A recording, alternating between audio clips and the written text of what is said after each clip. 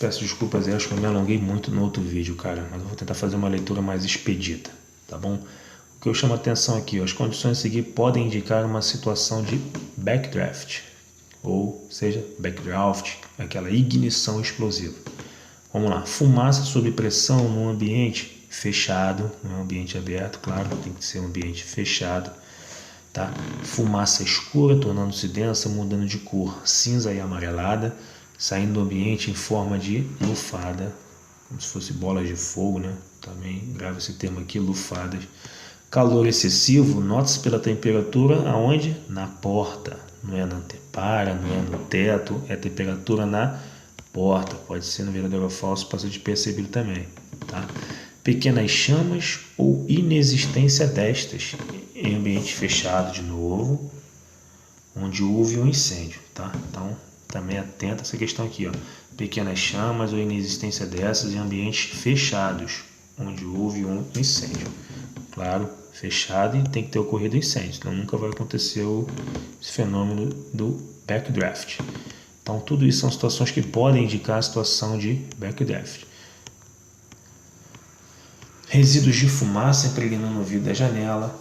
Pouco ruído, de novo aqui, ó, em ambientes fechados, também onde houve incêndio. Movimento de ar para o interior do ambiente, devido àquelas reações químicas que estão ocorrendo lá dentro. Pode puxar o ar ali para dentro, quando alguma abertura é feita, tá? Então é movimento de ar para o interior do ambiente. Chama atenção de novo, pouco ruído em ambientes fechados. Aqui só uma leitura bem rápida, porque o nosso dia a dia permite a gente não dar mole com a questão dessa aqui, ó. Principais causas de incêndio. Podemos afirmar com segurança que o mais eficiente método de combater incêndio é evitar que eles tenham início. Claro. Então, excetuados evidentemente os incêndios originados por danos em combate, a grande maioria de ocorrências de incêndio é derivada de falhas humanas. E aí uma série aqui é só tu ler também, que é bem tranquilo, não tem nada de mais não. As principais causas de incêndio a bordo do navio são as seguintes: ó, cigarros e fósforo atirados em locais impróprios. Só atenção nessas leituras aqui. Trapos e estojos embebidas em óleo ou graxa. Acúmulo de gordura nas telas e dutos de extração de cozinha. Serviço com equipamento de solda elétrica ou oxacetileno. Não observância de todos os compartimentos adjacentes aos que estão sendo realizados serviços de corte de solda, que eu chamo a atenção para isso aqui, ó. Não dá mole com isso aqui. Também é um item a ser observado, ó. Não observância de todos os compartimentos adjacentes aos que estão sendo realizados serviços de corte de solda. Só lembrar daquela escala de Fireboy que a gente tanto fez parte aí no navio. Equipamentos ligados desnecessariamente por período de tempo considerável. Porão com acúmulo de óleo ou lixo. Vasilhame destampado contendo combustíveis voláteis. Atenção aqui também, tá? Não é simplesmente vasilhame destampado. Tem que amarrar aqui, ó, contendo combustíveis voláteis. Uso desnecessário de materiais combustíveis. Então, o resto é tudo bem tranquilo, o Alípio. Bem tranquilo mesmo. Aqui, ó, presença de óleo combustível, lubrificante em isolamento térmico de descarga de motores. Presença de vazamento em sistema de óleo combustível, lubrificante, tudo isso aqui é só leitura mesmo. Partes aquecidas de máquinas próximas a redes de óleo. Uso de ferramentas manuais ou elétricas em tanques não devidamente desgaseificados, isso aqui eu chamo a atenção. Uso de ferramentas manuais ou elétricas em tanques não devidamente desgaseificados ou nos compartimentos adjacentes a esses tanques também. Então fica atento, porque não é somente onde está sendo realizada a faina, é naquele tanque e nos compartimentos adjacentes a esses tanques também. Isso aqui eu chamo a atenção, tá? O que seriam essas ferramentas manuais ou elétricas? Maquita, certo?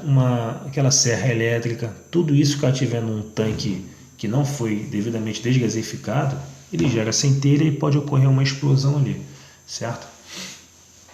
Fritadores elétricos superaquecidos e lâmpadas sem proteção.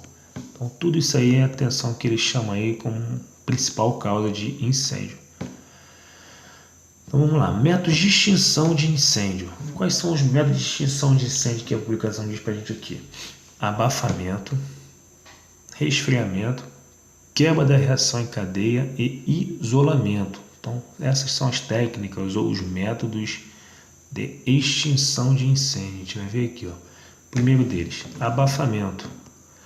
Primeiro método básico de extinção de incêndio é qual? O abafamento, que consiste em reduzir a quantidade de oxigênio para abaixo do limite de 13%. Por isso que o nome é abafamento. Eu vou abafar para reduzir a quantidade de oxigênio. Até quanto? Abaixo do limite de 13%. Tá bom? Então fica atento a isso aqui. E outra coisa aqui também, o primeiro método básico. Ele vai dizer no método seguinte de resfriamento que é o método mais antigo. Não sei o que ele quis dizer com essa publicação aí, mas a gente amarra aqui. Eu pelo menos decorei aqui. O abafamento é o primeiro método básico. Eu gravei esse B aqui de básico com a de abafamento, tá? Porque nos simulados aí nossos aí já vê que estão assim. A gente vai fazer também, vou te mostrar. Então, o primeiro método básico de extinção de incêndio é o abafamento. Se ele vier detalhando o resto aqui, fica fácil de deduzir. Agora, se a gente vier só o texto ali, primeiro método básico de extinção de incêndio, a gente pode confundir com o resfriamento, que é o seguinte, que ele vai dizer que é o método mais antigo. E aí, figura do triângulo também, se vier isso aqui na prova, fica atento. A setinha expulsando aqui o comburente, certo? Se estiver expulsando o comburente, é porque eu estou reduzindo o percentual de oxigênio. Se eu estou reduzindo o percentual de oxigênio, eu estou utilizando o primeiro método básico de extinção de incêndio, que é o abafamento. Aqui, ó, não havendo comburente para reagir com o combustível, claro, não haverá fogo. Porque a gente sabe que para ter o fogo tem que ter a presença dos três elementos, mais o quarto elemento, que é a reação química em cadeia. Mas isso aí é mais detalhado no capítulo 1. Então, como exceções, estão os materiais que têm oxigênio em sua composição e queimam sem necessidade do oxigênio no ar, que é o que? O peróxido orgânico e o fósforo branco. Isso aqui tem que gravar, não tem jeito. Peróxido orgânico ou fósforo branco são as exceções que queimam, o combustível que queima sem o oxigênio no ar, porque o oxigênio já está intrínseco na estrutura íntima dele. Na própria estrutura molecular dele já contém o componente, o oxigênio. Então ele entra como uma exceção, certo? Estão esses materiais aqui, o peróxido orgânico e o fósforo branco, que têm oxigênio em sua composição e queimam sem necessidade do oxigênio no ar. Peróxido orgânico, fósforo branco. Conforme já vimos anteriormente, a diminuição do oxigênio em contato com o combustível vai tornando a combustão mais lenta. Claro, vai reduzindo o percentual de oxigênio, vai tornando a combustão mais lenta, até a concentração de oxigênio chegar próxima de 8%, quando não haverá mais combustão. Então, relação bem simples, 13% que a gente viu lá em cima, a gente associa sempre a chama, e 8% a gente associa a combustão. Eu vou explicar mais à frente qual a diferença entre isso aí, mas para a gente não perder essa passagem, tá? Então, a diminuição do oxigênio, isso aqui pode vir no verdadeiro falso, ó. A diminuição do oxigênio em contato com o combustível vai tornando a combustão mais lenta. Isso aqui é importante. É só lembrar. Começou a pegar fogo no compartimento, libera monóxido de carbono. Esse monóxido de carbono vai reduzindo aí a concentração de oxigênio até chegar um momento que ele vai acabar e a tendência é diminuir, reduzir a intensidade do incêndio. Por isso que vai dizendo aqui, ó, vai tornando a combustão mais lenta. E até chegar a 8%, quando não vai haver mais combustão. Vem dando exemplo aqui de aquele exemplo do copo de a chama de vela com um copo em cima para poder abafar. Vamos lá, não é nada importante.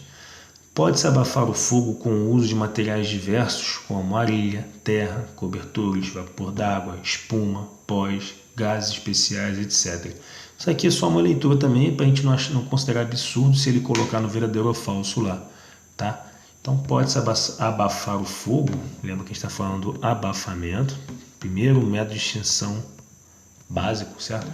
Pode-se abafar o fogo com o uso de materiais diversos, como areia, terra, cobertores, vapor d'água, espumas, pós, gases especiais, etc. Não vamos confundir aqui também com essa questão aqui, ó. Podemos resfriar ou extinguir o fogo, podemos abafar o fogo. Se eu vou abafar, eu vou jogar areia, vou jogar terra, vou jogar cobertor, vou jogar vapor d'água. Não esqueça que se ele tirar o vapor d'água aqui e deixar só água, tu não vai abafar. Então é vapor d'água que abafa, tá bom?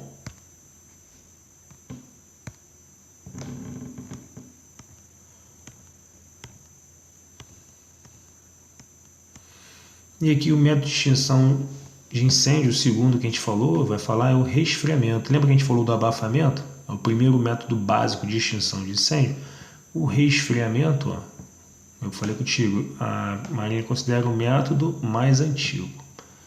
Então, para não gerar polêmica, não gerar confusão de nada, então, resfriamento é o método mais antigo. E abafamento é o primeiro método básico, tá bom?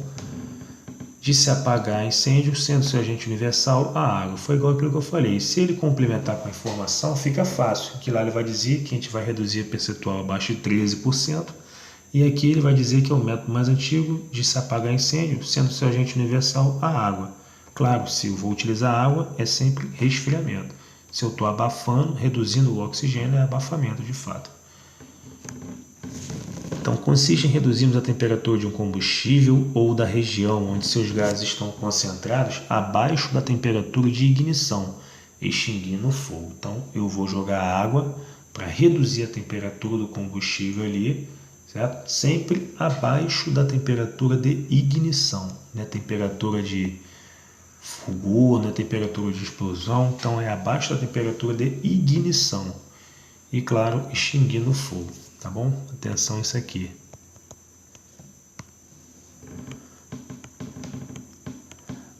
Se a gente raciocinar, né, com o triângulo do fogo, ou está dizendo aqui, consiste em afastar o lado referente à temperatura de ignição. Então, com apenas dois lados, claro, combustível e comburente, não vai haver fogo. Da mesma forma que a gente viu lá a figura do triângulo do fogo com a setinha no abafamento expulsando aqui o comburente, certo? A gente viu que é o abafamento, primeiro método básico. Aqui, ó, a setinha está expulsando a temperatura. Se eu estou expulsando a temperatura, eu estou tirando a temperatura, estou reduzindo a temperatura. Claro que eu vou utilizar como agente universal, e a gente extintor o quê? A água, certo? Então, resfriamento, método mais antigo. Abafamento, primeiro método básico. Isso aqui é uma observação importante, ó. Cabe ressaltar que somente por resfriamento podem ser extintos, os incêndios de combustíveis que tenham comburente em sua estrutura íntima. Lembra que a gente falou do fósforo branco, peróxido orgânico? Esses combustíveis que possuem o comburente na sua estrutura íntima, não adianta eu utilizar a técnica do abafamento, já que o oxigênio está presente na estrutura íntima, na estrutura molecular dele. Então eu preciso utilizar o resfriamento, que é a água, certo? Então é isso que ele está dizendo aqui, ó. Cabe ressaltar que somente por resfriamento podem ser extintos os incêndios de combustíveis que tenham comburente em sua estrutura íntima. E aí dá exemplo da pólvora, da celulose e aqueles outros que a gente falou também lá. Esses incêndios não podem ser extintos, claro, por abafamento, igual eu falei. Por que esse incêndio, nesses combustíveis que possuem comburente na sua estrutura íntima, não pode utilizar o abafamento? Porque já está o comburente ali dentro dele. Não adianta nada. A gente tirar o comburente do compartimento ao redor, mas ele já tem comburente na sua estrutura íntima. Então eu preciso resfriar. Verdadeiro ou falso também isso aqui, ó. Cabe ressaltar que somente por resfriamento podem ser extintos os incêndios de combustíveis que tenham comburente em sua estrutura íntima. Tá bom? E ele vem dizendo aqui, bem claro aqui embaixo, perdão, que esses incêndios não podem ser extintos por abafamento. Tá?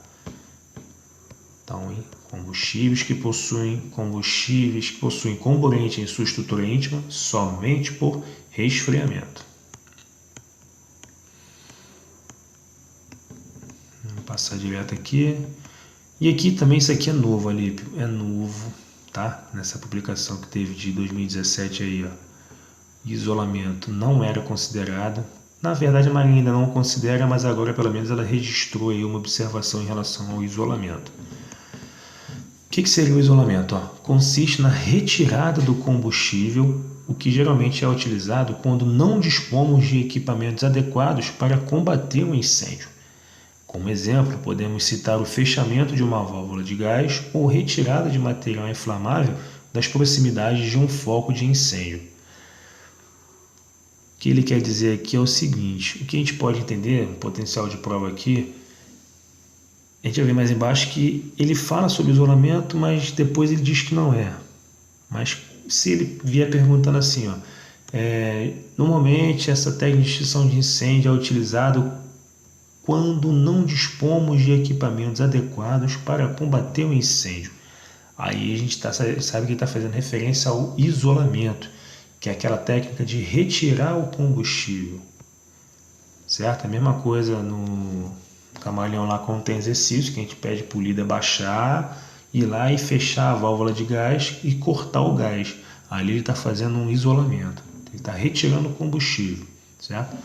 Então, a Marinha diz aqui que esse isolamento é isso aqui, consiste na retirada do combustível e o que eu acho importante destacar isso aqui, geralmente é utilizada essa técnica de retirar o combustível, isolamento, quando não dispomos de equipamentos adequados para combater um incêndio, tá? E ele dá o exemplo aqui, fechamento de uma válvula de gás ou retirada de material inflamável das proximidades de um foco de incêndio. Alguns manuais consideram, aqui que eu falei contigo, alguns manuais consideram a retirada do material como um método de extinção, porém consideraremos apenas como uma etapa do processo de extinção, haja vista que se baseia na retirada do material combustível. Ou seja, em cima ele diz que considera um método de extinção de incêndio e embaixo ele diz que é apenas uma etapa do processo de extinção. O que eu acho importante aqui a gente gravar para a prova é que essa técnica, o método de extinção de incêndio que a Marinha considera do isolamento, a gente saber que é a retirada de combustível, certo? E que vai ser utilizado de fato, de acordo com esse manual aqui, quando não se dispor de equipamento adequado para combater um incêndio, tá? Então, o único potencial de prova que eu enxergo aqui é isso aí. E aqui o triângulo do fogo, claro, para a gente fazer uma analogia, a gente viu que tirou a setinha do comburente, abafamento, primeiro método básico de extinção de incêndio. A gente retirou o lado referente aqui à temperatura de ignição, nós utilizamos a técnica do resfriamento, que é o método mais antigo, de acordo com a publicação. E se eu retirar o combustível, conforme está dizendo aqui, isolamento. É importante a gente associar essas figurinhas aqui, saber isso aqui também, porque pode vir, nada impede de vir uma figura dessa solta lá e a gente perguntar qual o método de extinção de incêndio que está sendo utilizado, tá bom? E aí ele cita a questão do acero, isso aqui é mais focado em incêndio florestal. Acero é esse espaço que faz, cava aqui entre uma mata e outra para poder o fogo não se espalhar, para reduzir, minimizar o espalhamento das chamas aí. Mas aqui não consegue nada importante não. E o último método de extinção de incêndio é a quebra da reação em cadeia, clássico que a gente já sabe, certo? A gente viu que existem o abafamento, resfriamento, isolamento e agora o último é a quebra da reação em cadeia. É importante que os outros três anteriores, cada um estava ligado aí a um dos lados do triângulo do fogo, certo? A gente viu que no triângulo do fogo, rapidinho, o abafamento está ligado ao lado referente ao comburente ou ao oxigênio, o resfriamento, que é abafamento. Resfriamento está ligado aqui à temperatura de ignição, que é o método mais antigo, e o combustível ao isolamento, certo? E a gente sabe que no capítulo 1 lá, diz que esses 3 elementos aqui, né, surgiu a evolução do conceito por tetraído do fogo, que é justamente a reação química em cadeia que gera aqui, entre esses 3 elementos aqui, combustão, que vai manter a chama acesa. Então, o quarto método de extinção de incêndio é justamente para inibir, para quebrar essa reação em cadeia. Tá? Por isso que o nome aqui é quebra da reação em cadeia. Definição. Processo de extinção de incêndios em que determinadas substâncias são introduzidas na reação química da combustão com o propósito de inibi-la, não é extingui-la, tá, Líbio? Propósito de inibi-la. Isso aqui derruba muita gente boa. Isso aqui, ó, tá? Então, método de extinção de incêndio, nós estamos quebra da reação em cadeia. Então, a reação em cadeia é que mantém a chama acesa. Eu preciso quebrar, inibir essa reação em cadeia. Então, a definição dela é essa aqui, ó. Processo de extinção de incêndio em que determinadas substâncias são introduzidas nessa reação química da combustão com o propósito de inibi-la, não é extingui-la. Tá? Nesse caso, é criada uma condição especial por um agente que atua em nível molecular. Escutou essa palavra aqui, ó, nível molecular, já sabe que é a reação química em cadeia, em que o combustível e o comburente perdem ou têm muito reduzida a capacidade de manter a reação em cadeia. É aquilo que eu falei. A reação em cadeia é o que faz manter a chama sempre acesa ali. É a reação química em cadeia entre os 3 elementos ali do triângulo do fogo. Surgiu esse quarto elemento que é a reação química em cadeia. Para eu quebrar essa reação química em cadeia, eu preciso introduzir determinadas substâncias. Se lembra, com o propósito de inibi-la, tá? Inibir o quê? A combustão. Então, nesse caso, é criada uma condição especial por um agente que atua em nível molecular. De novo, reforço, escutou nível molecular, sempre, sem exceção, sempre vai ser reação química em cadeia. A reação só permanece interrompida enquanto houver a efetiva presença do agente extintor. Isso aqui é importante. Efetiva presença do agente extintor, que deverá ser mantido até o resfriamento da área, seja esse resfriamento natural ou por um dos meios conhecidos, que pode ser a água. Tá? Então, essa reação química em cadeia só vai permanecer interrompida com a determinada substância que eu introduzi lá com o propósito de inibir essa combustão, ou seja, essa reação química em cadeia, enquanto efetivamente estiver presente o agente extintor. Vai ser mantido lá até o resfriamento da área, seja naturalmente ou por um dos meios conhecidos. E aqui é importante, está fechando já, um dos agentes extintores por quebra da reação em cadeia mais conhecido na marinha é o halon, que é um agente extintor de compostos químicos formados por elementos halogênios, flúor, cloro, bromo e iodo.